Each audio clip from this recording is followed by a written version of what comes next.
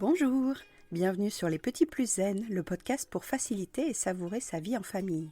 Je m'appelle Séverine, je suis facilitatrice en parentalité après avoir été 22 ans professeure des écoles en maternelle REP+. Chaque semaine, je te propose ici des pistes et des thèmes approfondis sur la petite enfance, l'éducation et la communication pour que tu retrouves le plaisir des relations familiales sereines et épanouies. Une de mes missions est de t'aider à mieux comprendre et apaiser les émotions de chacun pour installer un équilibre entre tes besoins personnels et ceux de ta famille et enfin retrouver du temps pour toi. Je te partagerai aussi mon expérience en classe de maternelle, des découvertes apprises en formation et des outils inédits et actionnables facilement que j'ai créés au fil du temps à l'école et à la maison. Pour ne manquer aucun épisode, abonne-toi s'il te plaît sur ton application de podcast préférée et participe généreusement à la diffusion de mon travail en laissant un avis et une note de 5 étoiles. Pour plus de contenu, d'inspiration et de motivation, retrouve-moi aussi sur Instagram, Facebook et Clubhouse sous le nom Les Petits Plus Zen. Sur ce, je te souhaite une belle écoute.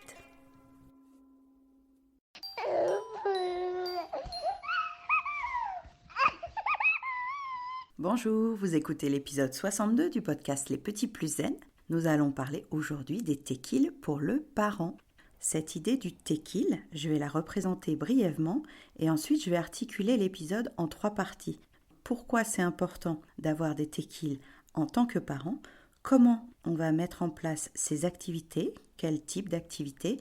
Quoi faire en fait pendant ce tekil? Et enfin, dans la dernière partie, comment nous dégager du temps pour réussir à faire ce tekil? Parce que vous avez sans doute entendu ça dans l'épisode 8 du podcast. Ce tekil, c'est à la fois l'objectif et à la fois l'outil principal pour apaiser sa vie de famille. Donc, une fois qu'on a réussi à le pratiquer 1 fois, 2 fois, 3 fois avec les enfants, ce serait pas mal d'arriver à le faire avec nous-mêmes.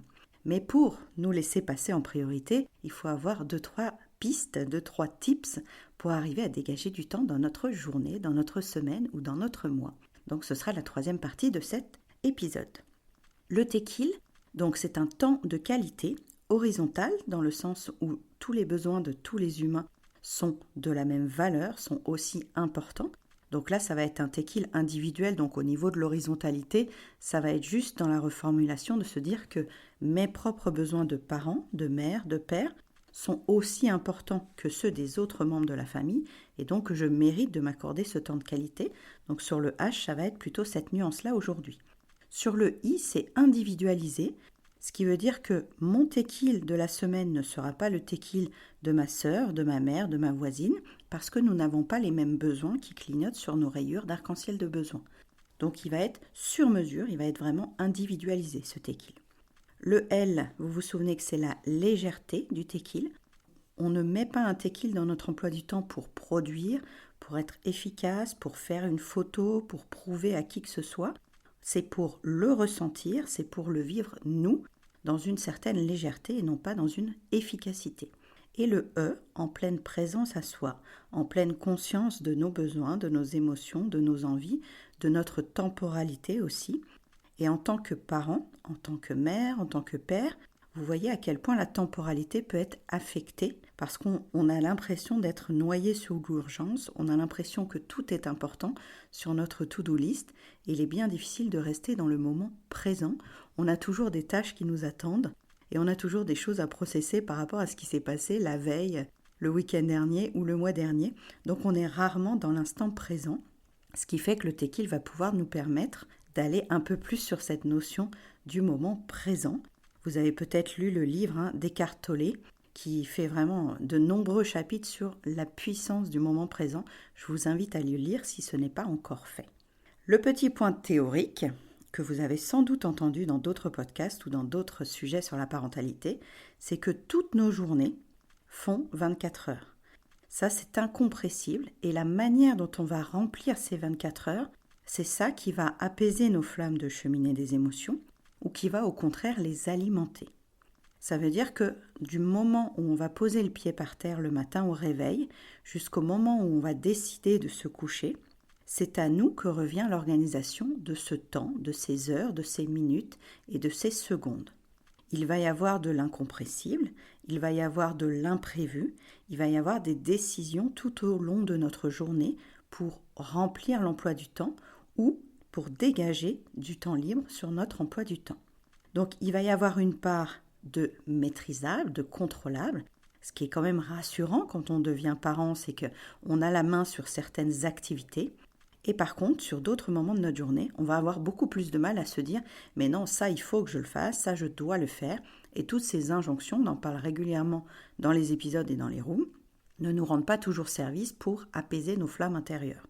Quand on se dit « je dois », quand on se dit « il faut », c'est une sorte de flamme de frustration, une sorte de flamme d'agacement, une sorte de flamme où on se désencage un peu de nos projets, puisqu'on se dit « bon, je dois le faire » comme si ça venait d'une autorité extérieure.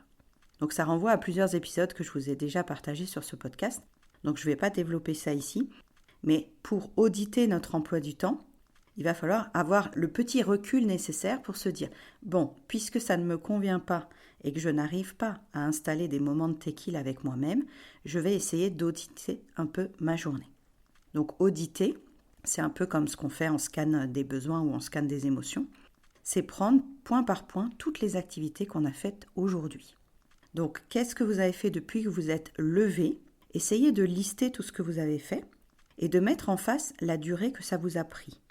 Déjà, ça va mettre sûrement quelques petits déclics en conscience en disant « Ah, mais j'ai passé quand même un temps fou sur ce point-là, sur ce dossier-là, sur ce chapitre-là. » Et petit à petit, le cerveau va chercher à améliorer notre méthodologie, à diversifier peut-être les stratégies sur son éventail de stratégies. Vous allez peut-être déjà compléter avec des nouvelles lamelles sur votre éventail alors que vous n'avez pas encore commencé l'exercice en lui-même. Donc le simple fait de prendre un petit pas de recul, de monter en haut du phare et de regarder ce que vous faites déjà dans votre journée va vous faire prendre conscience du temps qui est utilisé. Donc ce temps, il est déjà utilisé, c'est pas celui-là qu'on va pouvoir prendre pour le tequila. Pourquoi c'est important d'avoir des tequilas en individuel en tant que parent, en tant que père, en tant que mère? Déjà, ça va essayer de redescendre et de retrouver plutôt les flammes positives, les flammes agréables dans notre cheminée des émotions. Pour tout ce qui est la cheminée des émotions, je vous renvoie vers les épisodes 9 et 10 pour vous expliquer un peu plus ce processus et cette allégorie en détail, parce que là aujourd'hui je vais plutôt me concentrer sur le tequila. Ces flammes agréables de joie, d'excitation, de paix, de sérénité, d'harmonie, de foi en l'avenir, d'espoir, on les a en même temps que d'autres flammes dans notre cheminée. Donc tout au long de la journée, elles sont là, en tout petit. Et ce qu'on pourrait se proposer de faire, c'est en installant des tequilas avec nous-mêmes, de les augmenter, de les ventiler pour que celles-ci soient maintenues au détriment peut-être d'autres qui nous seraient moins agréables, comme la colère, la culpabilité, les angoisses, la tristesse. Ces flammes-là, on va plutôt chercher dans notre journée à les descendre, à les désactiver, à souffler un peu dessus ou à éteindre un petit peu certaines flammes. Donc, il y a d'autres outils qui existent pour ces flammes-là. C'est ce qu'on est en train de travailler dans le parcours en ligne avec les mamans qui ont rejoint. Donc, si c'est un projet qui vous intéresse, je vous invite à m'envoyer un petit message sur les réseaux pour réserver éventuellement votre place pour la prochaine promotion. Mais ces flammes agréables, on va tout faire pour les augmenter parce qu'elles vont nous faire ressentir une puissance personnelle, une puissance individuelle. On a tous sur notre arc-en-ciel de besoins une volonté de croissance, de réalisation, d'expansion, donc c'est notre rayure jaune d'identité. Et cette flamme, elle mérite d'être augmentée, comme tout le monde mérite de croître, de se réaliser, d'avancer dans sa vie, d'aller vers quelque chose de plus aligné, vers quelque chose qui nous convient un peu mieux. Mais on n'arrive pas toujours à l'augmenter, cette flamme. Et le tequila va être un carburant pour essayer de maintenir nos flammes agréables. Un des avantages aussi du tequila individuel, c'est d'aérer la vie de couple. Ça veut dire qu'on va vivre des choses séparément, des choses qui nous nourrissent individuellement, et quand on se retrouvera, on fera encore moins porter nos flammes à l'autre, on arrivera à prendre en responsabilité nos émotions, nos besoins dans notre tequila, et quand on se retrouvera, on sera donc plus léger, parce qu'on évitera de faire cette petite contamination dont je vous parle souvent aussi, cette contamination émotionnelle de croire que l'autre est responsable de mes propres flammes. Et puis, quand on va s'accorder des tequilas avec nous-mêmes, on va aussi incarner un peu notre vision pour l'avenir. Au lieu de ressasser toujours ce qui n'a pas été dans notre passé, parce qu'on a tous des casseroles, on a tous des choses qui ne sont pas encore vraiment deuillées, des cicatrices, des braises dans notre cheminée, Quand on va s'accorder un tequil, c'est comme si on se redonnait une nouvelle chance, comme si on allait incarner vraiment la nouvelle personne qu'on voudrait devenir et cette nouvelle personne qui aura des résultats différents. Ça veut dire qu'on va installer, petit pas après petit pas, des changements qui vont nous permettre de devenir la personne qui a les résultats qu'on attend. Peut-être d'être un parent plus calme, peut-être d'être un parent qui arrive à rassurer ses enfants, qui est moins nerveux, peut-être un parent qui accorde moins d'importance aux petits détails de perfection. Donc ce parent qu'on aurait envie de devenir, parce qu'on a tous un idéal de la parentalité, quels sont les 3 petits pas qu'on va pouvoir mettre en place? Et pendant ce tequil, on va pouvoir soit y réfléchir, soit laisser notre cerveau processer en tâches d'arrière-fond, comme on l'a vu sur le fonctionnement du cerveau dans les fonctions exécutives. Et puis, cette faculté à s'accorder des tequils, ça va être aussi se réconcilier avec nos parts de nous. Nos parts de nous, c'est une notion qu'on voit en communication non violente. Quand on a des besoins un peu opposés, un peu différents, on a parfois besoin de beaucoup d'action et de repos à la fois, on a parfois besoin de réalisation et aussi de confort. Donc parfois les besoins semblent un peu opposés, antagonistes, mais en réalité, comme on est dans la même équipe avec tous nos besoins, avec toutes nos rayures, on va essayer pendant un tequil de se réconcilier, de refaire équipe avec nous-mêmes et de rester notre meilleur allié.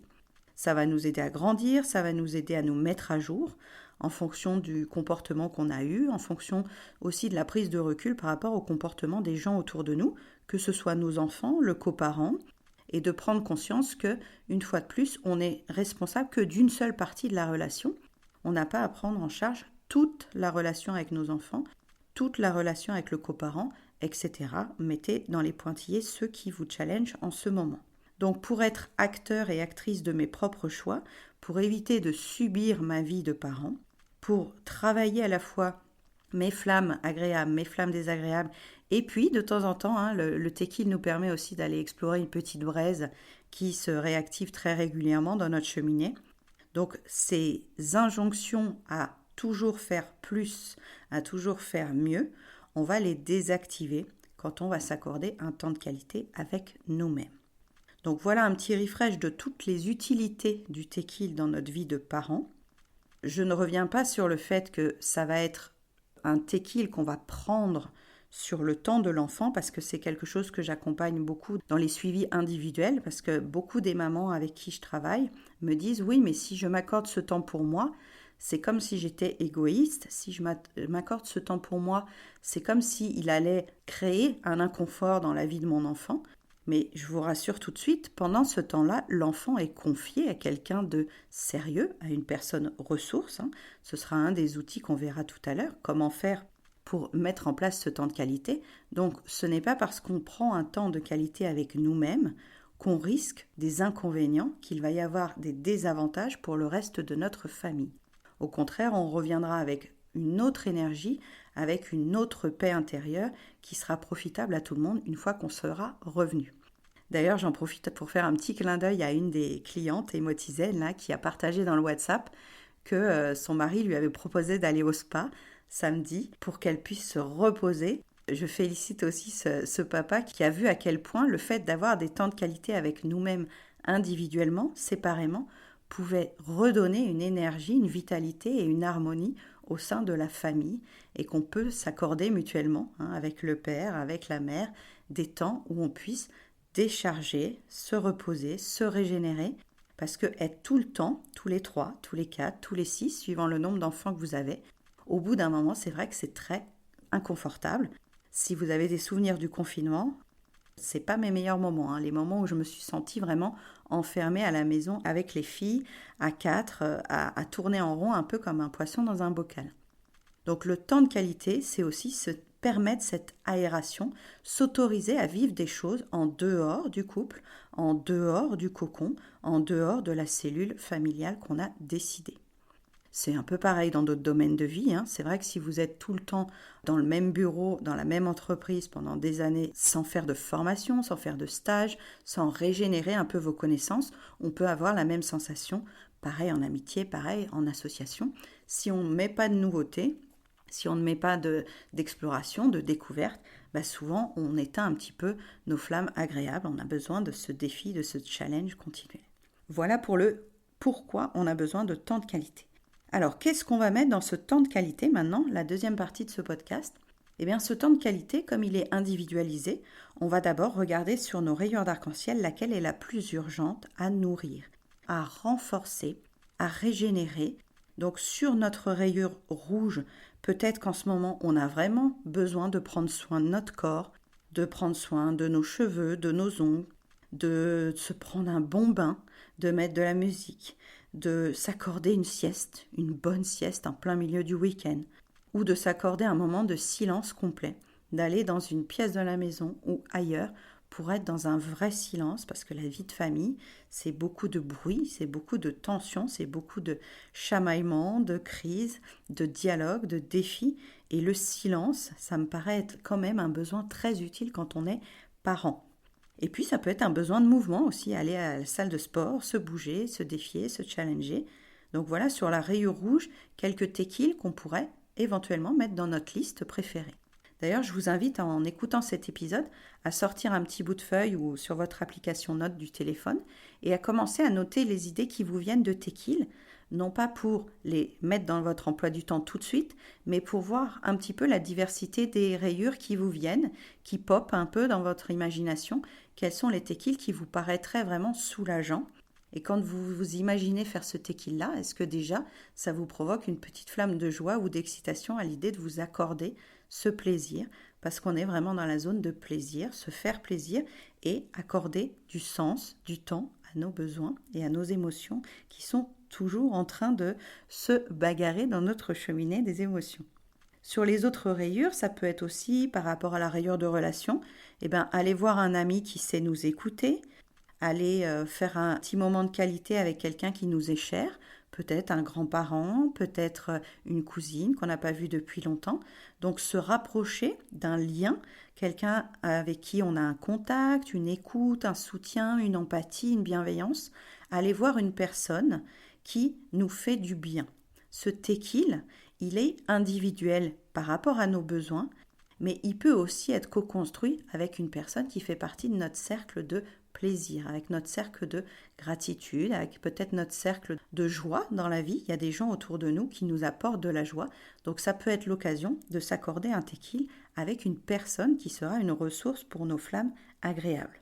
Par rapport à la rayure jaune, on pourrait imaginer sortir notre petit carnet, écrire les prochains projets qu'on aurait envie, voir toutes les choses qu'on a réussies ce mois-ci, faire un petit cahier où on noterait le chemin qui a été parcouru depuis ces 2 dernières années, comment on a évolué, à quoi on a renoncé. Donc se voir avancer, se voir dans notre identité en train de processer, d'avoir fait des choix au carrefour, aux embranchements, aux ronds-points, qui sont peut-être différents de ce qu'on avait pensé, et de se remettre en pleine puissance de notre vécu. On a pris ces décisions-là, certaines ont peut-être été des bonnes décisions et d'autres un peu moins, mais on va assumer et prendre la responsabilité de ce qu'on a vécu. Ça va être un petit tequil, introspection, rétrospective, comme vous voulez, mais de vous à vous, comme si vous faisiez la paix avec les choix. Les choix, on en a tous fait des bons, on en a tous fait des un peu moins bons, dont les conséquences nous ont été des leçons finalement. Donc on va pouvoir assumer et accepter que ce chemin, il a été créé comme ça. Et que maintenant, on va peut-être évoluer vers d'autres décisions et prises de projets pour que notre chemin aille vers l'île qu'on veut rejoindre. Petit clin d'œil aussi à une des clientes à qui je parle souvent de ça. On est sur notre bateau et c'est à nous de choisir vers quelle île on va se diriger. Sur la rayure verte, on va pouvoir se proposer un tequil de découverte complète, un nouveau sport, un nouveau livre, une nouvelle activité, ou un tequil pour explorer quelque chose qu'on aurait fait il y a quelques années, qu'on aurait envie d'avancer. Ça peut être une danse, ça peut être un instrument de musique, quelque chose qui va nous faire découvrir un nouveau potentiel, qui va mettre de nouvelles connexions peut-être dans notre cerveau aussi, nous aider à apprendre quelque chose de nouveau.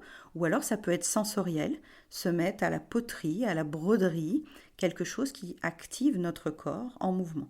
Donc ce serait de la découverte, ce serait des ressources justement par la nouveauté qui nous permettrait un petit sentiment de liberté, un sentiment de réinventer en quelque sorte notre vie pendant 1 heure, 2 heures et de se dire « Waouh, j'avais besoin de cette bulle d'air avant de revenir dans ma famille et de reprendre la vie entre guillemets quotidienne ». Rayures bleues, ça pourrait être en tequil rangement, tri, ménage, balayer les cendres de toutes nos décisions, les objets qui traînent dans notre maison et qui nous alourdissent. J'ai fait en ce sens la dernière newsletter sur la difficulté de trier les objets sentimentaux dans notre maison. Donc c'est un des aspects du livre de Marie Kondo sur la magie du rangement. Donc si vous voulez recevoir la newsletter aussi, vous pouvez cliquer sur le site lppzen.com et puis rentrer votre prénom et votre adresse mail. C'est un samedi sur 2 seulement, il n'y aura pas de spam promis. Et de la joie que peut procurer ce tri à la maison. Moi, c'est vraiment un tequil qui m'intéresse beaucoup parce que j'imaginais pas à quel point ranger sa maison, faire sortir des objets de ma maison, allait me libérer de beaucoup de choses. J'en ai parlé dans une room récemment de dire que si je n'avais pas rangé en fait mon appartement avant la naissance de Siana, mais peut-être que j'aurais eu moins envie de passer à une maison, à un achat, au fait de devenir propriétaire, au fait de me lancer, d'avoir confiance dans le fait que toutes ces décisions, tous ces objets qu'on a gardés, on peut les remercier, on peut les faire sortir de notre maison. Bon, c'est un grand sujet pour moi, donc je vais pas embrayer là-dessus, sinon on n'aura pas fini l'épisode. Sur la rayure bleue aussi, j'ai mis une proposition de tequil qui serait autour d'un nouveau livre, un livre qu'on a rêvé d'avoir et que il nous attire à chaque fois qu'on passe devant la librairie ou qu'on le voit en publicité. Et ce livre-là, et si on s'accordait le fait de s'asseoir et de l'explorer et de le lire, ça peut être un roman, ça peut être un thème qu'on a envie de travailler sur l'écologie, sur la communication, sur l'équilibre budgétaire, quelque chose qui nous fait vraiment envie depuis longtemps, pas pour être performant, mais pour assouvir en fait notre besoin d'information, notre appétit intellectuel pour nourrir notre rayure bleue. Donc les deux rayures qu'on n'a pas évoquées encore, la rayure indigo, ce serait de laisser aller notre créativité, peut-être de dessiner librement, de peindre, de s'inspirer, d'écouter un podcast de quelqu'un qu'on apprécie et qu'on n'avait pas eu le temps de faire. Donc prenez un mentor autour de vous dans le domaine peut-être de la cuisine, si vous êtes intéressé sur la cuisine, le jardinage, le bricolage ou quelque chose autour des médias. Quelque chose qui ne vous fasse pas ressentir une pression, une obligation, mais vraiment qui vous libère en disant « Aujourd'hui, je vais m'accorder le temps d'écouter ce podcast, de lire ce livre, de dessiner, de créer. » C'est vraiment un cadeau que vous vous faites à vous-même d'installer ce temps de qualité de vous à vous pour retrouver l'énergie vitale, retrouver le sens de votre vécu, de votre passé et de votre avenir aussi. Vous êtes à un point d'embranchement en vous disant « Je mérite de prendre ma place dans ma vie, je mérite d'avoir du temps pour moi, je mérite d'exister en dehors de mon rôle de mère, en dehors de mon rôle de père, en dehors de mon rôle de conjoint, de conjointe, de belle-sœur, etc. » Vous êtes aussi quelqu'un à part entière, quelqu'un qui existait avant toutes ces relations sociales et familiales. Donc redonnez-vous la première place en vous accordant ce tequil avec vous-même. Et puis la dernière rayure, la rayure Parme, donc comment vous détendre. Là, sur votre petit bloc-notes ou sur votre appli, quelles sont les 2 premières idées qui vous viennent quand on vous dit le mot détente, le mot paix, le mot harmonie? Est-ce que c'est aller voir un film au cinéma? Est-ce que c'est vous promener dans la nature?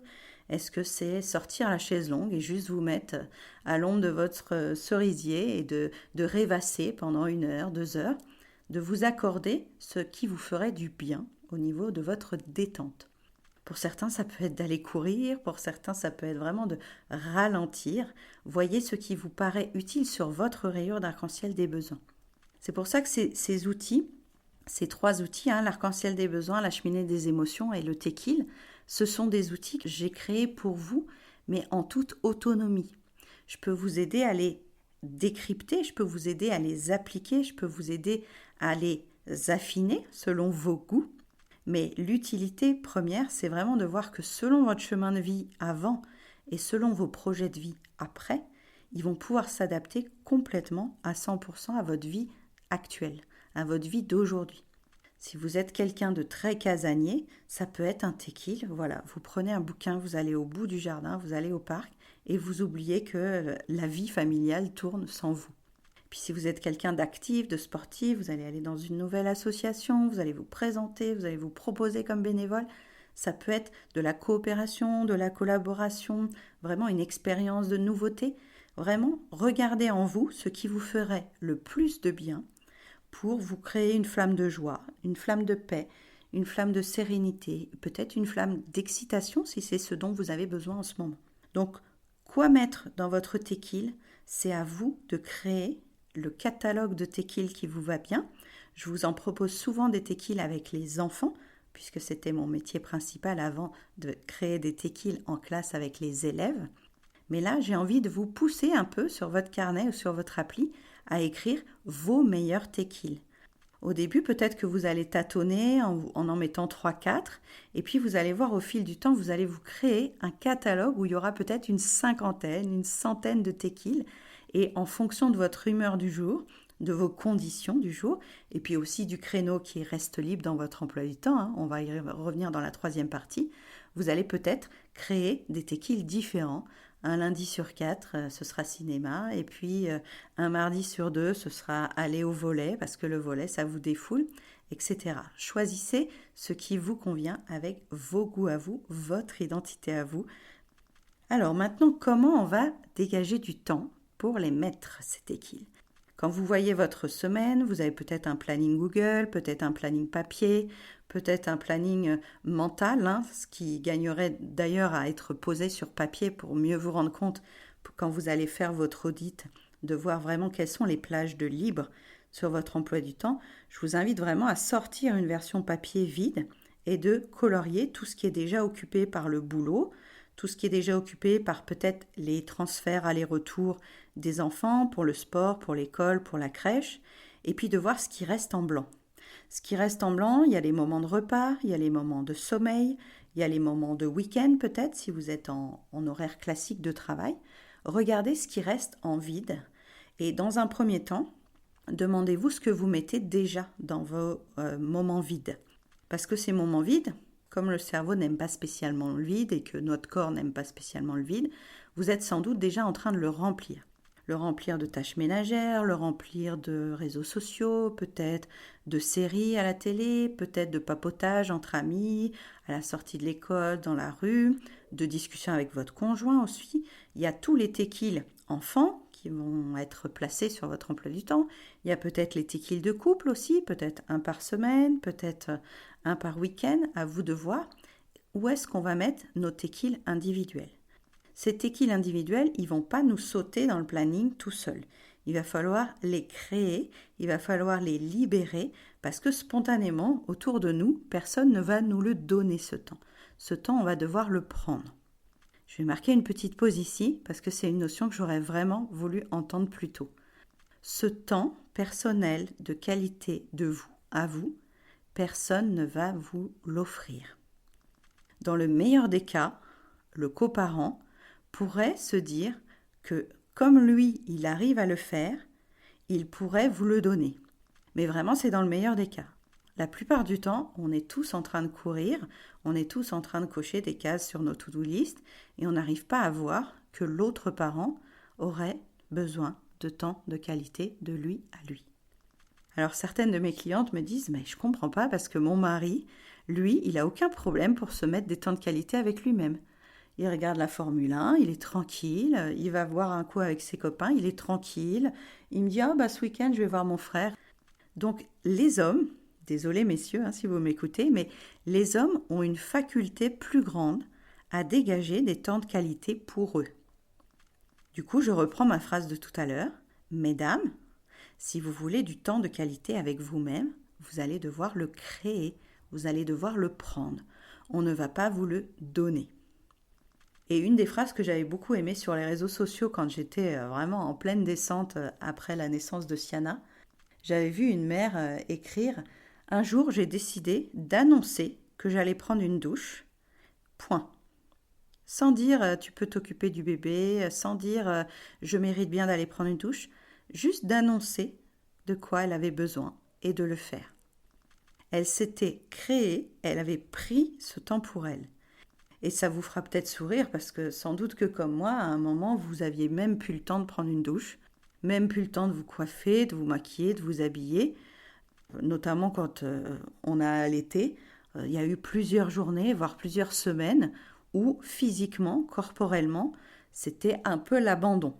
Parce que je ne sais pas si vous l'avez vécu, mais moi en tout cas, il y a eu des journées ou des semaines où j'avais l'impression que entre allaiter, s'occuper de la maison, s'occuper de la grande et puis dormir accessoirement, en gros, le temps de qualité n'était pas un concept que je pouvais m'approprier. Je n'avais même pas l'impression d'avoir encore un temps existant pour moi-même, personnellement, individuellement. J'étais devenue une extension, selon moi, de ma fille. J'étais le sein nourricier de ma fille et je n'existais pas quasiment en tant que femme. J'étais pratiquement que la mère de ma fille. Donc c'est peut-être quelque chose que vous avez vécu également. Mais comment on sort de là? Ce ne sera pas magique. Ce ne sera pas magique du tout. Personne ne va nous dire « Ah bah écoute, ma chérie, je te prends ton bébé, je vais le promener dans le parc et pendant ce temps-là, tu fais ce que tu veux. » Alors si ça vous est déjà arrivé, profitez-en parce que spontanément, c'est quand même un peu délicat. Autour de moi, il y a très peu de mamans qui ont vécu ça, quelqu'un qui se propose de s'occuper de l'enfant pour qu'elle puisse prendre du temps pour elle. Donc si quelqu'un un jour vous propose ça, prenez l'occasion qui se présente. Déjà parce que ça veut dire que ce temps de qualité, il est déjà coordonné en logistique, en personnes ressources et tout.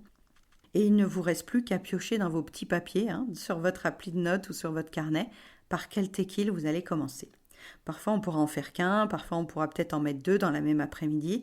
Moi, il y a des jours où, quand je m'accordais ce tequil, j'allais voir un film au cinéma et ensuite j'emmenais mon cahier, mon bullet journal pour écrire mes réussites, mes gratitudes, mes projets, mes envies, mes défis.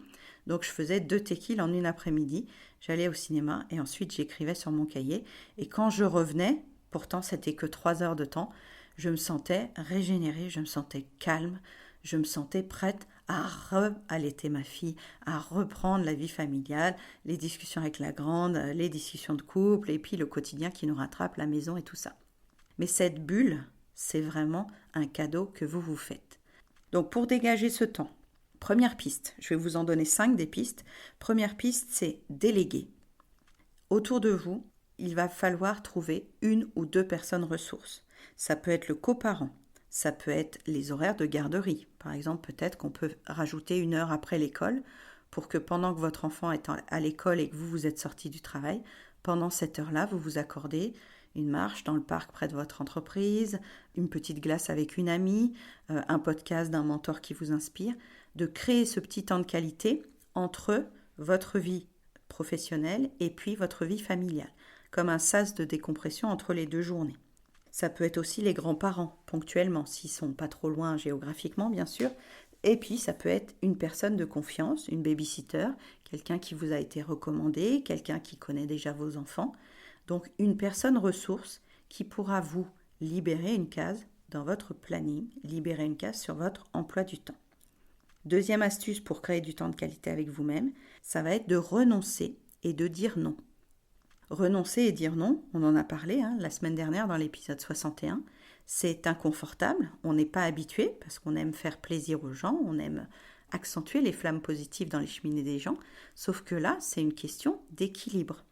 Pour que nous, on puisse prendre un tequil avec nous-mêmes, il va falloir dire non au dossier numéro 8 que votre patron vous propose, dire non au fait que la maison soit toujours propre à 100%, dire non aux 14 invitations de barbecue pour le week-end prochain, parce que si vous voulez prendre du temps de qualité avec vous-même, peut-être que ça va déranger, peut-être que ça va contrarier ce que les autres vous ont proposé, demandé ou laissé entendre que c'était à vous de le faire. Donc renoncer et dire non pour nous créer des temps de qualité, ça veut dire pour nous dire oui à nous parce qu'on le mérite. Et du coup, je vous renvoie sur l'épisode de la semaine dernière si vous ne l'aviez pas encore écouté. Troisième astuce pour se créer des temps de qualité, on va repousser le regard des autres, l'avis des autres, le jugement des autres. On l'a vu beaucoup dans l'épisode 40. Le regard des autres, il est tellement prégnant, lourd, pesant dans notre vie de parents que si on y fait trop attention, il peut nous contaminer du genre « Ah, on n'est pas assez bon, on ne fait pas assez bien, on devrait faire plus, on devrait faire encore mieux, on devrait faire vraiment la DME, les pots bébés, les couches lavables, le cododo, le portage, la motricité libre, les cours d'anglais, la motricité musicale, l'éveil. » Tout ça, c'est la société, la consommation et tout. Je ne vais pas revenir sur tout ça, mais ce que pensent les autres de votre vie et de votre emploi du temps n'est finalement pas aussi important que ce que vous en pensez. Vous avez le droit à du temps de qualité avec vous-même.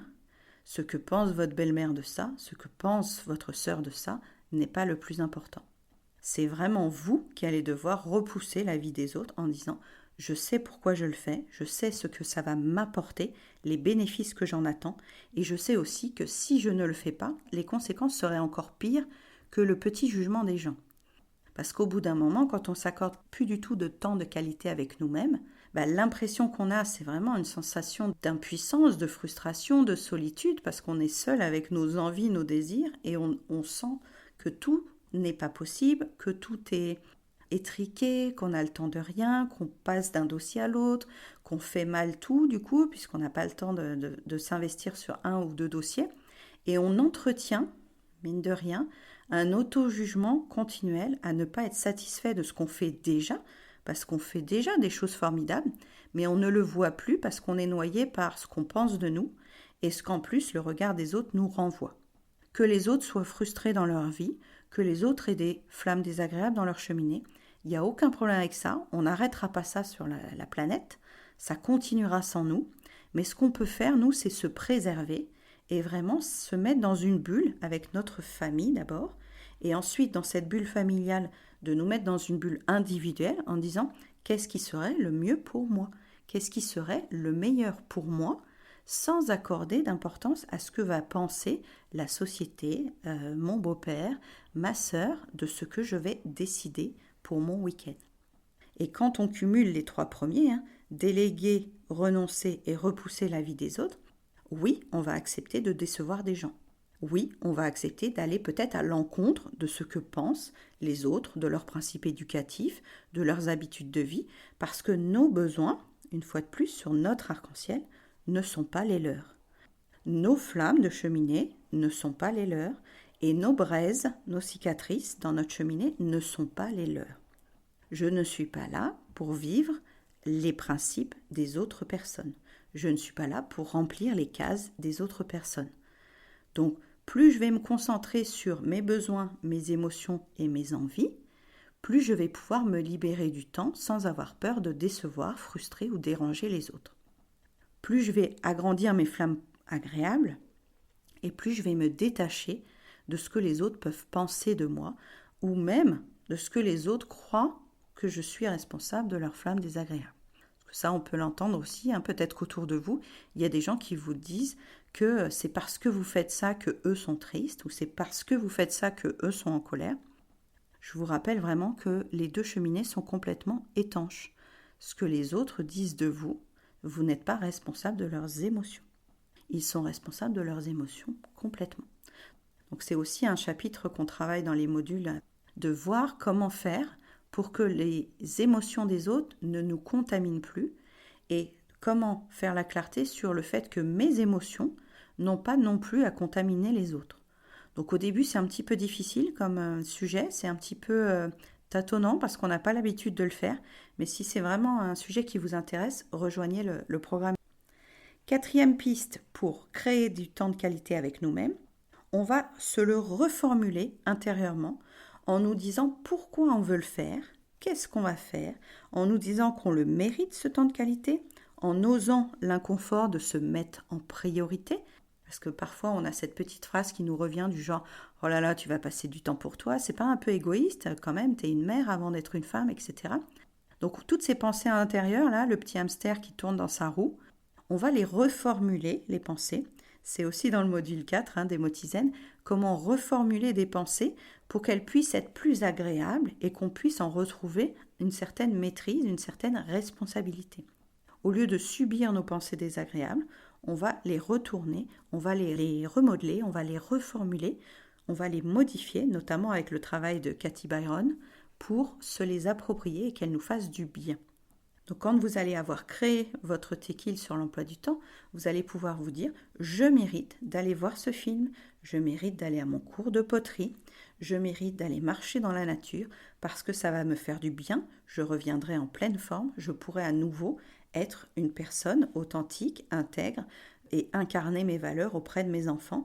Alors que si je ne m'accorde pas ce temps de qualité, je risque d'être vraiment sous tension, sous stress, d'être plutôt dans une flamme désagréable et quelque part, de montrer à mes enfants que la vie, c'est toujours difficile, c'est toujours du stress, c'est toujours des tensions.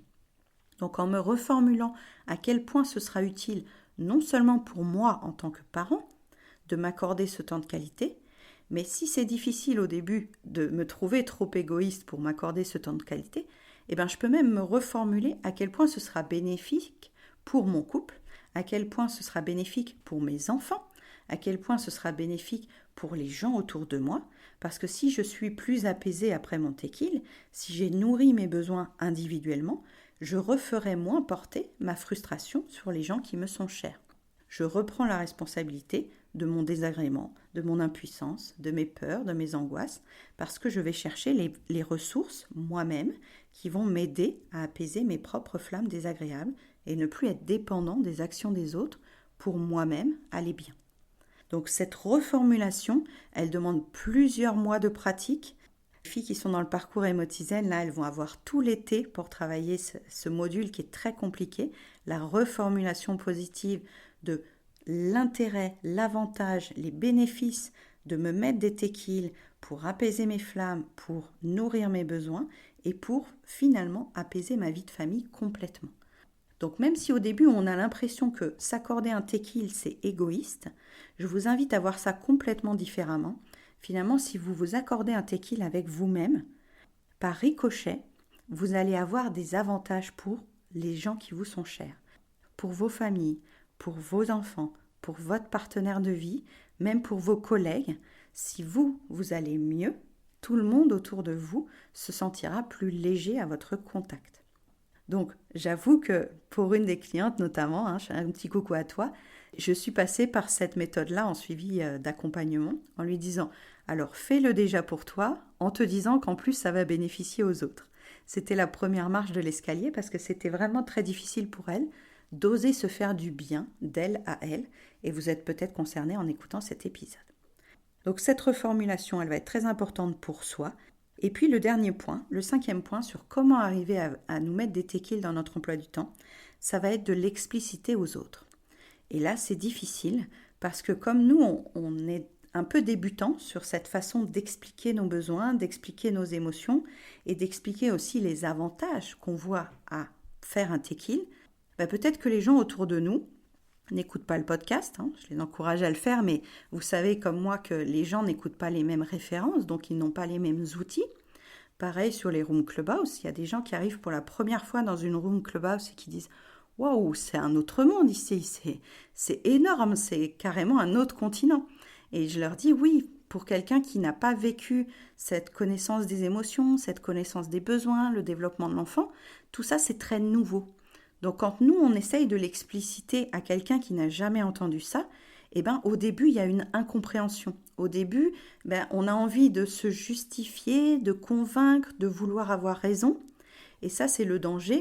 On en a parlé beaucoup dans l'épisode 27. Quand on essaye de dialoguer en communication non violente, quand on essaye de juste exprimer qui on est, notre identité, nos envies, nos besoins, nos émotions, parfois l'autre en face n'arrive pas à comprendre ce qu'on émet comme message. Lui, il est le récepteur, il ne sait pas vraiment de quoi on parle, c'est nouveau pour lui. Donc, on va rester sur notre colline et on va vraiment expliciter aux autres qu'on a besoin d'un temps pour nous, que ça nous fera du bien, que quand on reviendra, on sera plus calme et donc que la vie sera plus douce et apaisée, que quand on reviendra, on pourra prendre du temps de qualité avec eux-mêmes, puisqu'on en aura pris pour nous. Et quand on reviendra, il y aura une joie différente que quand maman est toujours là pour tout faire, que quand papa est toujours là tout le week-end, que chacun a aussi un petit jardin privé, une petite zone de satisfaction personnelle, un plaisir à s'accorder en individuel. Et expliciter ça, ça peut nous remettre à l'idée qu'on est égoïste, ça peut nous remettre des jugements de nous à nous. Et dans ce cas-là, on repart sur la petite piste numéro 4 qui était de se reformuler à soi combien on le mérite.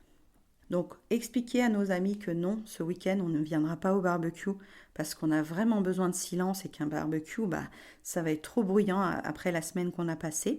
C'est une manière de choisir ses mots, c'est une manière d'être honnête avec nous, c'est une manière de célébrer aussi la relation qu'on a avec cette personne, c'est qu'on la croit capable de comprendre aussi nos ressentis, nos émotions et nos besoins. de ne pas se sentir déçu par nos décisions. On en revient à l'étanchéité des deux cheminées. Si mon ami est déçu que je ne vienne pas, c'est une émotion qui lui appartient. Je ne peux pas être responsable de sa déception. Par contre, je peux la reformuler de manière à ne pas lui faire porter le fait que c'est à cause de moi qu'il est déçu. Je m'exprime de mon côté de la colline, j'explique ce que je vis intérieurement, pourquoi c'est comme ça pour moi, et je laisse l'autre accueillir ce que j'ai dit, mon message et tout ça. Ce n'est pas facile non plus, c'est un atelier qu'on fera en entier sur la prochaine promo d'Emotizen, parce que la communication non violente, c'est quelque chose d'assez dense. Vous m'en entendez souvent parler dans le podcast et sur les rooms Clubhouse. C'est des domaines entre l'écoute et l'expression authentique. C'est un domaine où il faut être un peu honnête avec nous-mêmes et à la fois, c'est pas toujours quelque chose qu'on a pratiqué parce que parfois on nous a rendus responsables des émotions des autres et que maintenant, une fois à l'âge adulte, on a du mal à ne pas décevoir les gens, on a du mal à ne pas vouloir les rendre tristes et tout ça, c'est un changement de paradigme, c'est un changement d'état d'esprit qui se crée en intégrant vraiment cette notion de cheminée des émotions, en intégrant en nous-mêmes l'idée d'arc-en-ciel des besoins et surtout la singularité de chaque personne. Quand moi je suis plus consciente de mes besoins et de mes émotions, j'arrive à me détacher de l'effet que ça va faire sur les autres gens autour de moi et donc de m'accorder le fait que j'ai le droit au bonheur comme tout le monde, je ne suis pas en train d'attaquer les autres, je suis juste en train d'essayer d'augmenter ma petite dose de bonheur dans ma vie personnelle. Voilà toutes les pistes autour du tequil du parent. J'espère que ça vous aura été utile et que ça aura permis de mettre en place un peu la construction que vous pouvez faire seul en autonomie à la maison pour voir à quel point ça va vous remettre un petit peu d'énergie vitale en vous. Je sais que c'est très difficile de devenir parent, de devenir maman, de devenir papa. On a besoin d'un soutien intérieur, on a besoin d'un soutien extérieur. On peut avoir des bonnes personnes ressources autour de nous, je vous les souhaite. Donc de trouver autour de vous des gens qui soient à l'écoute de ce que vous avez vraiment besoin, qui puissent vous relayer, qui puissent parfois faire un tour avec l'enfant pendant que vous avez une discussion profonde avec le partenaire, de faire un tour avec l'enfant pendant que vous allez faire votre rééducation chez le kiné parce que pour votre santé, pour votre équilibre intérieur, c'est important. Ces tequils, ils peuvent être sur une centaine d'activités différentes, ils peuvent résoudre une centaine de besoins, puisque vous savez maintenant qu'il y a 166 besoins sur l'arc-en-ciel. Prenez, picorez, créez vos propres tequils avec vous-même. Je vous souhaite une vraiment très belle créativité autour de cette notion du tequil. Je serais ravie de voir quel tequil vous avez créé pour vous. Envoyez-moi les idées de tequil que vous avez trouvées si vous le souhaitez sur les réseaux sociaux. Et puis si vous avez besoin d'une personne ressource, bien entendu, je suis là. Je serais ravie peut-être de débloquer des situations. Imaginez-vous, quand on rumine une question qu'on n'arrive pas à sortir, quel sera le premier pas dans cette action? Comment faire? Est-ce que je me gourre complètement sur ce domaine? Est-ce que mon enfant est capable de ça? Comment je peux mieux communiquer? Donc ça peut être sur tous les domaines abordés sur le podcast. Vous avez maintenant vraiment un panel de questions avec ces 62 épisodes-là, de me poser la question que vous voulez. C'est quand même un confort inestimable. Moi, j'aurais vraiment voulu avoir ça quand j'étais une jeune maman, une experte à mon service. Et ça peut transformer votre façon de voir vos enfants, votre vie de couple et votre vie de parent. Je vous souhaite en attendant une très bonne semaine. Mettez des petites étoiles à ce podcast sur Apple Podcast et sur Spotify. Et puis je vous dis bonne semaine. Au revoir. Merci d'avoir écouté cet épisode. Tu peux retrouver les thèmes et les épisodes précédents aussi sur lppzen.com/lepodcast. Pour soutenir mon travail, je t'invite à noter, commenter et partager le podcast, notamment sur ton application préférée, comme Apple Podcast par exemple. Ton soutien est important pour moi pour permettre à d'autres parents de retrouver la sérénité en famille. On se retrouve pour un prochain épisode très bientôt et en attendant, prends bien soin de ta cheminée des émotions et de ton arc-en-ciel des besoins. À très vite.